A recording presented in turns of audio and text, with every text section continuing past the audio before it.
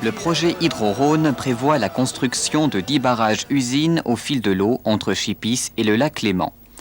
La construction d'un barrage nécessite le rehaussement des digues du Rhône sur une distance de 2 à 6 km et la construction de contre-canaux en amont et de plus le creusement du lit du Rhône en aval afin d'obtenir une chute d'environ 10 mètres. Pour réaliser ce projet, la société Hydro-Rhône SA a été créée en octobre 1982. Inspirée par un barrage existant à Collonges, construit dans les années 50, la saga du projet Hydro-Rhône aura duré 17 ans. 40 millions de francs ont été dépensés en études pour savoir s'il valait la peine d'exploiter l'énergie hydroélectrique du Rhône, sans aucune garantie de rentabilité. Quel souvenir peut-on garder de ce projet pharaonique ? Le regard du point de vue de l'énergéticien, il est double.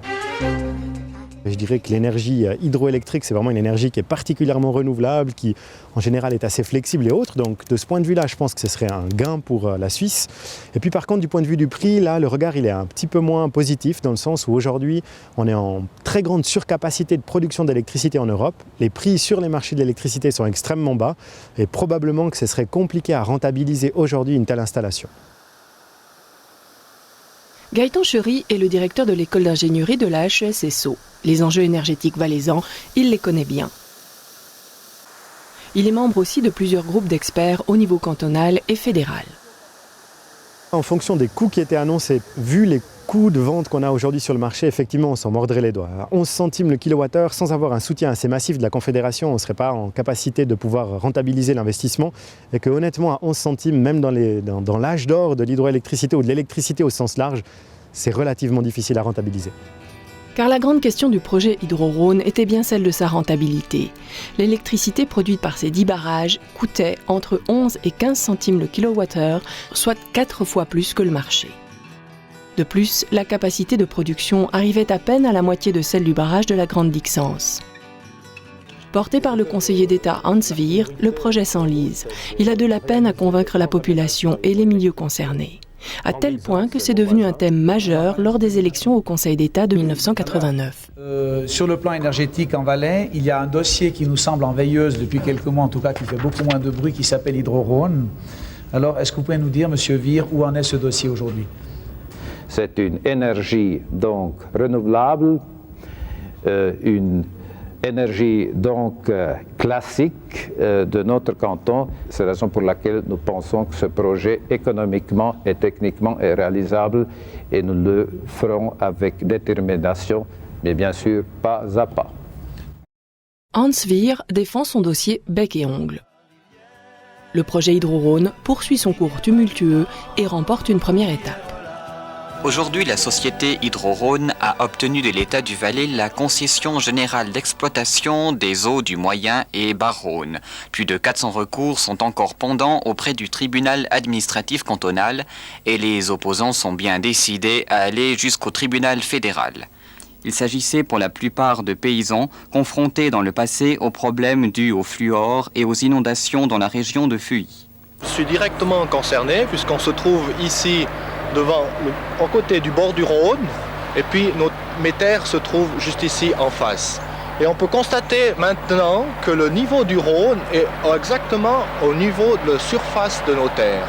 Alors il suffit de creuser un tout petit peu le Rhône pour très bien comprendre que mes terres à côté seront complètement noyées. Le projet vit d'innombrables et longues péripéties. Le Conseil fédéral tranche. Les recours des milieux de la nature sont acceptés. L'octroi de la concession est annulé. De ce que j'en comprends aujourd'hui, avec passablement d'années de recul, il y avait quand même beaucoup de problématiques autour de l'environnement, de la nappe phréatique, de l'impact sur l'utilisation du sol. Ce qu'il faut préciser par rapport à ça, puis qui est très important pour ce projet Hydro-Rhône, on a connu vraiment un âge d'or dans l'hydroélectricité en Valais, principalement par rapport aux ouvrages d'accumulation. C'est-à-dire les endroits où on peut stocker une partie de l'énergie avec un barrage qui est relativement grand en termes de capacité, puis qu'on peut turbiner uniquement au moment où le prix est très cher. Et à ce moment-là, on arrivait parfois à atteindre des prix de l'ordre du 1 franc par kilowattheure. Une installation au fil de l'eau, elle a ce problème-là qu'elle n'est pas en capacité d'accumuler de l'énergie. Et même dans l'âge d'or de l'hydroélectricité ou de l'électricité au sens large, c'est relativement difficile à rentabiliser. Alors oui, le Valais est Hydro-Rhône change de fusil d'épaule. Il se concentre désormais sur les paliers les moins contestés. Finalement, il ne reste plus que le barrage numéro 8, B-Massonger. Mais le projet se grippe à nouveau, principalement pour des questions financières. Les millions dépensés en études s'accumulent, les finances des forces motrices valaisannes vacillent, il faut prendre une décision définitive.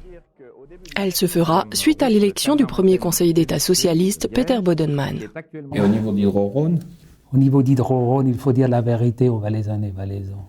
Le projet est mort.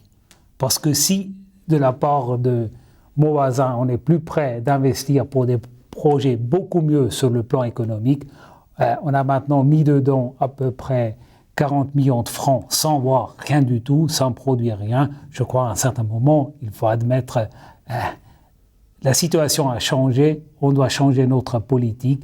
Et je crois qu'il faut faire 17 ans de travaux d'études, de remaniement. Le volumineux dossier à 40 millions passe aux oubliettes.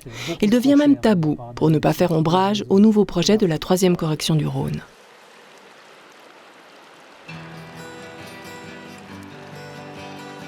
Denis Arborino est le chef de l'Office cantonal de la construction du Rhône. Il est en charge de la 3e correction du Rhône. La controverse du creusement du lit du fleuve, il la connaît bien. Son projet d'aménagement répond à des critères diamétralement opposés à ceux d'Hydro-Rhône à l'époque. Plutôt que d'endiguer le fleuve par des barrages, on prône une plus grande largeur du lit où le Rhône peut divaguer librement et faire ainsi face aux crues. Dans l'aménagement du fleuve, ces deux projets répondent à un besoin différent. Aujourd'hui, on fait la 3e correction du Rhône pour se protéger des grandes crues de 87, 93, 2000. À l'époque, le projet Hydro-Rhône avait comme but premier de produire de l'énergie en amenant un plus en termes de sécurité, mais principalement l'objectif énergétique était mis en avant. Il était important et nécessaire de donner de l'espace au cours d'eau pour assurer une certaine sécurité. Effectivement, la 3e correction du Rhône reprend ses expériences des crues précédentes et fait un pas de plus par rapport à ce qui était prévu à l'époque en termes de sécurité, par exemple sur Hydro-Rhône.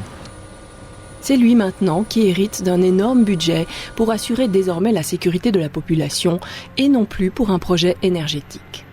C'est une mission qui n'est pas donnée à la 3e correction du Rhône. La mission de la 3e correction du Rhône, c'est de protéger les personnes et les biens contre les crues du Rhône de manière durable. Mais qui dit durabilité dit aussi intégration des différents aspects. Donc il y a un volet de coordination avec les futurs projets ou les projets en cours de production d'énergie. Donc c'est en tout cas pas antinomique, c'est quelque chose qu'on coordonne.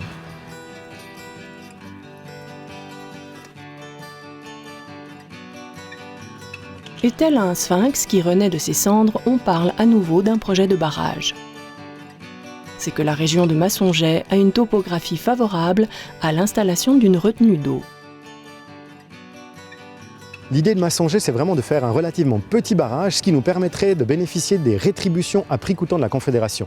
En gros, si vous avez une puissance de production hydraulique qui est plus petite que 10 MW, la Confédération va vous payer le surcoût entre ce que l'électricité coûte sur le marché, puis le moyen de production d'énergie renouvelable à haute qualité. Et moyennant cette condition, alors je pense que oui, c'est un ouvrage qui pourrait être intéressant, puisqu'on aurait de l'énergie renouvelable qui serait produite au fil de l'eau à partir du Rhône, et puis qu'on aurait une bonne rentabilité qui serait soutenue par la Confédération. C'est uniquement grâce à ce soutien qu'un tel projet bien plus modeste peut être viable. La demande de concession a été déposée en 2016 pour une mise en service prévue en 2024. Ainsi, 44 ans après le début du projet Hydro-Rhône, verra-t-on peut-être une nouvelle production hydroélectrique au fil du Rhône, avec une rentabilité et une intégration mieux maîtrisées. Est-ce que le Valais se porte mieux sans ces 10 barrages ? Aujourd'hui, refaire ce genre de choix, considérant la compétitivité entre les différentes technologies et les problèmes qu'on a en termes d'impact environnemental, à mon avis, c'est devenu quasi impossible. Donc je pense que de ne pas avoir saisi cette chance à ce moment-là, bien, ça veut dire que on ne pourra plus avoir un projet d'une telle ampleur en Valais. Moi, je suis un fervent défenseur de l'idée que c'est mieux aujourd'hui parce qu'on a plus d'enseignements, on sait plus de choses. On prend des décisions peut-être différentes, on a des paramètres qui sont différents. Donc oui, c'est mieux aujourd'hui parce que finalement, on a cette capacité à tout niveau, politique, technique, la population, d'intégrer les éléments qui changent, les nouveautés, et puis de finalement se projeter dans le futur avec plus de connaissances et plus de compétences.